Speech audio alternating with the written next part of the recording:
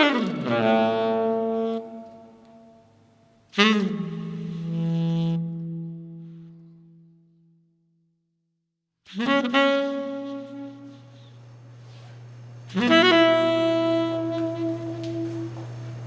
I get a book of matches and a shot of whiskey?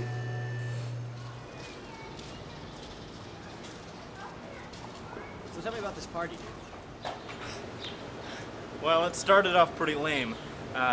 Just a bunch of dudes getting fucked up. I was gonna leave, but then Lisa showed up with a bunch of people she had just met. They were performers. Performers? Like traveling thespians or something? No, circus performers. Circus freaks? No, but there was this midget and a guy with tattoos all over his face. They mostly look like animal handlers. That'll be $3. Hey, don't I know you? Yeah, maybe. I grew up here. Sure, I remember. Jason, right? Yeah, no offense, but weren't you one of those kids who were freaking people out with their magic tricks? They weren't tricks. I started talking to this girl. A circus girl? Yeah. This was a girl like I had never met before. To tell you the truth, I'm still a little shaken by it. What do you mean? Well, first of all, they were her eyes. Her eyes? What, like she had pretty eyes? Well, I didn't get to see them. She was wearing really dark sunglasses. I mean like black. I didn't mention it at first because I really liked talking to her. But after a couple hours, a few beers, I had to ask. Well, what did she say? She said that there are two reasons. First, she is a knife thrower. Dude, you met a chick that throws knives? Yeah. She said she had to take care of them because they're the key to her knife throwing. Kind of like a surgeon with his hands. Okay, they weren't tricks. I can recall some shit that I couldn't explain. Sure, of course. So, what twist of fate brings you back to Rapid City? Work? Work. And what would that be? What kind of work is it that you do, Jason? I twist fate.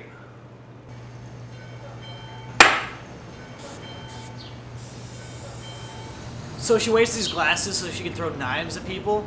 Aside from that being really badass, I don't see what the big deal is. Get this. She said that if she takes off her glasses and someone looks her right in the eye, they'll see just for a split second their entire future, right up until their death. She said it really freaks people out.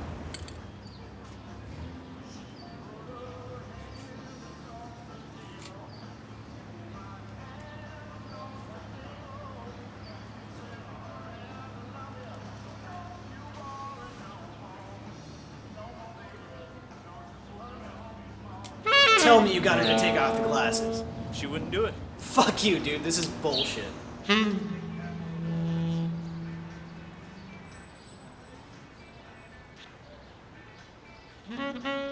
Just wait, there's more. She told me she was certain we'd meet again and not to worry. She took my hand and wrote her number on it. And then she said to call her in 3 days, and then she'd come see me without the glasses. So did you call her? I can't, I lost the number. Lost the number? Wasn't it written on your hand? Right here. But what I didn't know was that she had just broken up with one of the other performers. He is a fire eater. He eats fire, he also breathes fire, and apparently he's the jealous type. So, this whole time I was having this great night with this awesome knife thrower chick, her fire-eating boyfriend was watching us from the corner getting more and more pissed off. Not to mention he was pounding a bottle of Bacardi 151.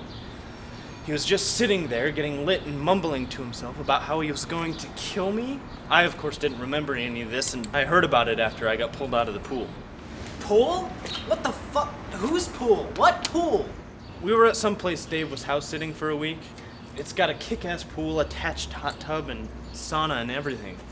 So, after she wrote her number on my hand and told me to call her, I felt a sense of confidence I'd never had before. And I told her that I would call her if she gave me a kiss. Whatever, dude. I don't see you doing that type of thing. You make Napoleon Dynamite look like Cary Grant. Fuck you, dude. But I get your point. But this was different, man. For the first time in my whole fucking life, I felt like I could not only be myself, but I could also explore what that really meant and what I really wanted. So I asked her for a kiss. Dude, you kissed her? I did, and it was amazing. Hey, can you spare a smoke? I only have one left. Sorry.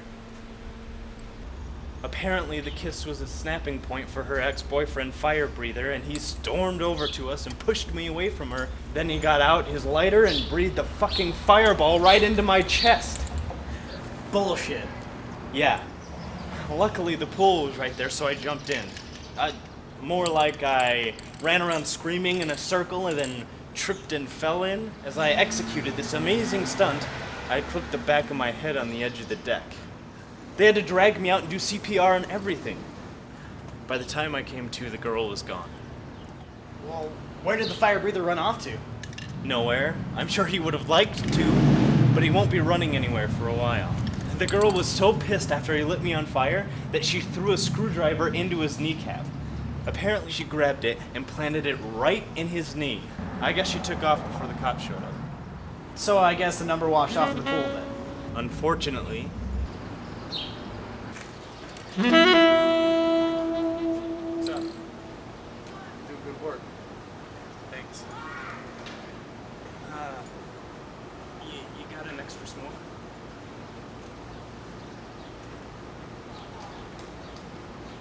Giving him your last one, asshole? You got a light?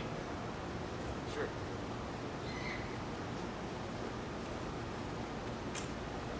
Here.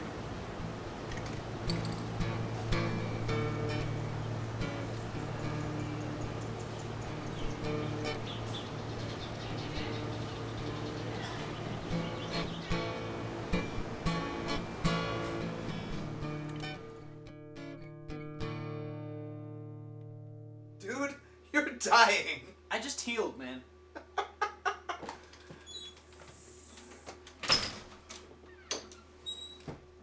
Hey guys.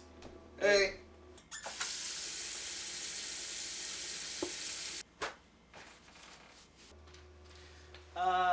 Yeah, Keith's coming over. God damn it. You know, it's bullshit the way you tell that guy to come over here. He's fucking crazy and he just tells bullshit stories. You know, I want to relax when I come over here, not nod and smile to the lies of some sad kid. Dude, you love Keith's lies. Money can't buy an imagination like that. Like the one time he said he won the Special Congressional Medal of Honor for using his psychic abilities to help find Osama bin Laden. Okay, so that lie was awesome. Where did he say Bin Laden was being held? Like a secret mountain base or something like that? It was a bunker in Colorado. Why is there no hot water? Oh, a bunker. It was like a mile beneath Denver International Airport, and the walls were like lined with lead so that Osama couldn't use astral projection to inhabit somebody else's body. That stuff's priceless, dude. Oh, I think the pilot light's out. That's what bothers me. I don't think he's acting. He just tells us this crazy shit because he can't bear his own crappy life. I mean, we knew him in high school. He couldn't think his way out of a wet paper bag. Then, after they generously let him graduate, he gets a job swabbing the deck on some boat in the Persian Gulf. And he could barely do that job. I mean, seriously, they wouldn't even let him cook for fear of him poisoning the whole ship. Now he's stuck at home with a mom that is probably going to die of some pretty nasty cancer. In the end, it's just sad. So what, I shouldn't invite him over? Don't forget that his mom sells his pills extremely cheap solely for the purpose that she's glad that her son has any friends at all. In fact, you spent many an evening blissfully tripped out on Percocet watching Braveheart on that very couch. It's an emotional film. And thank God they don't shake the camera to try and make the battle scenes more intense. I mean, seriously, when did shaking the camera like it owes you money become the norm? I got done watching the second Bourne movie and I feel like I just finished the G-force test at the NASA Space Center. But anyway, I don't think we should be facilitating this guy's break from reality, and here's why. Because someday in the not-so-distant future, he's going to have to deal with some real-world loss. And these made-up stories of his are not going to help him with what's no longer there. So what? We should just clip his wings now and let him crash to the earth? Make sure he grows up now before the coming storm? That's not your place, dude. Oh, look, he's coming now. Oh, look, he's with Lisa.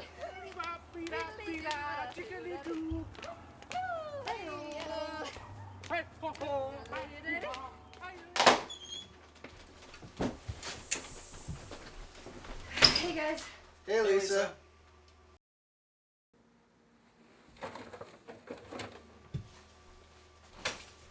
What's up, Carl? What are you guys up to? You're looking at it, man. What have you guys been up to?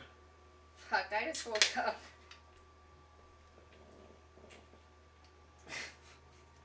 So I went through some crazy shit at work today. Now, I'm not supposed to talk about it, but I know that you guys are cool. So anyways, I get to my house, not my mom's house, but my house over at the base, and all the locks are changed. You know, those dumb fuckers thought that I was dead, and they put all my weapons and shit into storage, right? And they put some other guy in my house. But anyway, I'm planning this camping trip with my new lady friend from out of town. I met her overseas. You know, we were hanging out. Sure enough, this other girl comes in and she just starts going on and on about how I got her pregnant. And of course, my new girl, she doesn't like that too much. And those two start fighting pretty bad. Fighting for love, I guess. Well, now my new girl is all afraid that this pregnant girl is gonna come after us when we're camping. So to settle my new girl down a little bit, I had to tell her that I'd go to my house on the base and get a gun in case that pregnant bitch started coming after us again. And as soon as I got to my house on the base, all the locks were changed. So I had to pick the lock, and as soon as I get in there, there's some crazy asshole in there that starts freaking out and trying to attack me, so I eventually had to just choke his ass out, right? After that, I contacted my handler, and he told me that my status had been upgraded to magenta, and they had to start telling everyone that I was dead for security reasons. I can't really go into those with you guys right now, but it's alright. I got my hunting knife. So we're still going camping? Probably not. My new girl had to fly back to Russia, but you guys know I can see her every move. Why is that? Because you're some sort of government-trained psychic spy? Is that really what you're gonna tell us again? I gotta hand it to you, man. On the creative side of things, you are dynamite. But no one believes what you're saying. Why would I go through all the trouble of making this up? The hell are you talking about? You make this shit up because your life sucks and your mom's...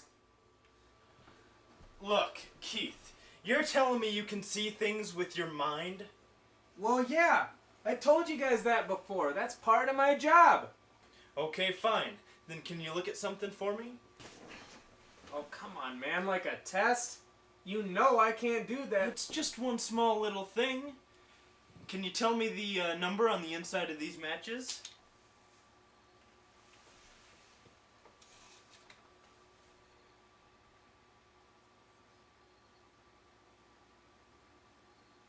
Oh, come on, man. You know I can't do numbers.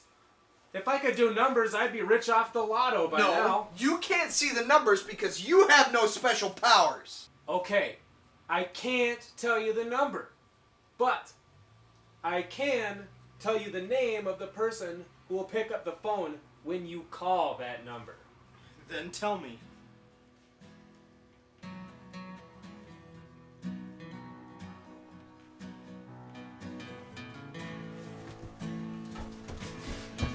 Where are you going?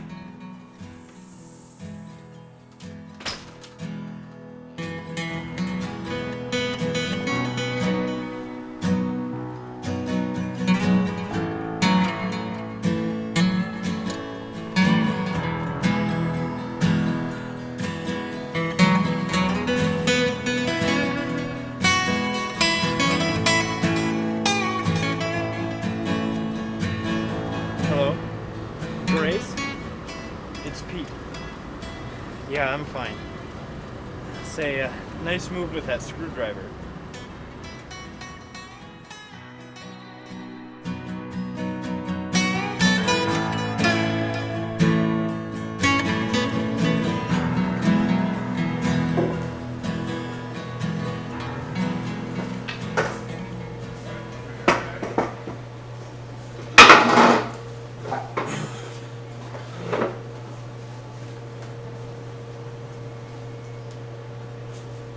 So, do I salute you or what? Is there some kind of secret handshake? Well, officially, I don't think we work for the same people anymore. What can I get for you? Oh, I'll take a chocolate milk with a Tabasco chaser. No. Okay, how about a gooseberry smoothie? No. Applesauce. Fresh out. Alright, well, I'll just take a water then. Perfect. Well, you know, we're still working for the same people as long as the money's coming from the same place. I mean, how do they write up all that stuff anyway? Well, the same way they write the proposal for people like you and me who fight terrorism with their minds. You know, they draw up a whole bunch of complex scenarios that always end up in the interest of preserving national security. Right, and excuse me if I'm oversimplifying things, but aren't you, in the end, some kind of black budget funded civilian matchmaker?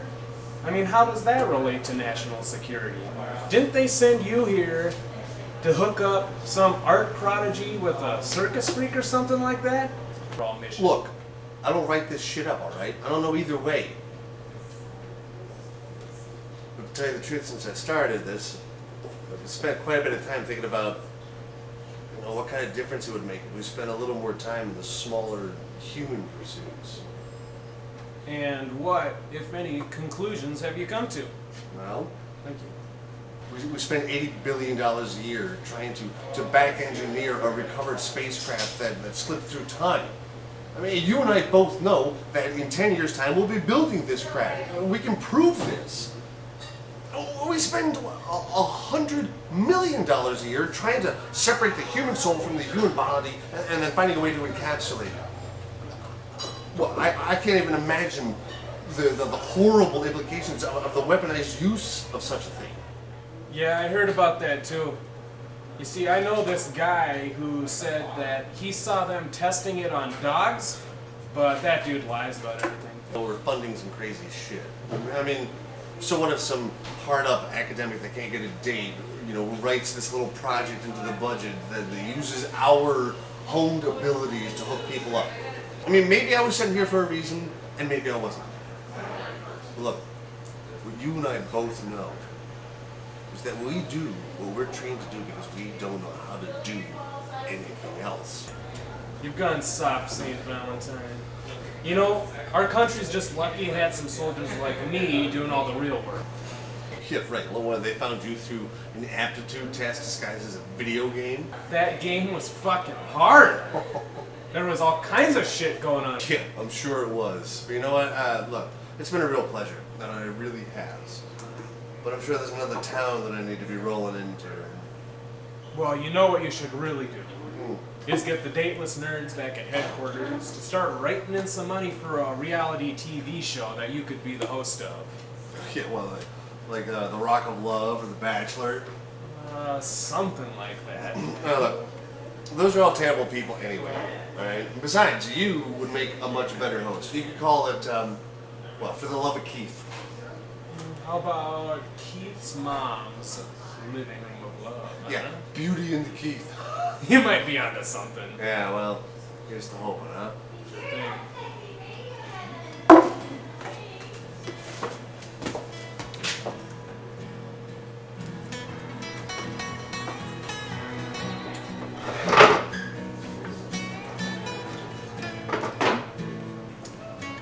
Hey there, can I get a shot of whiskey and a book of matches?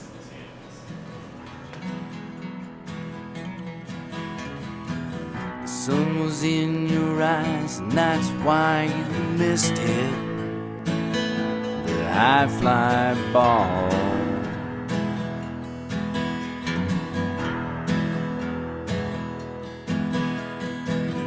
10,000 miles left you standing at the Wailing Wall.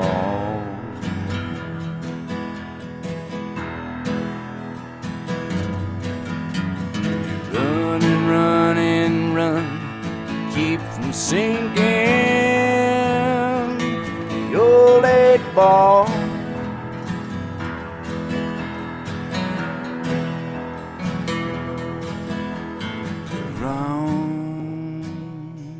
Be there waiting when you fall.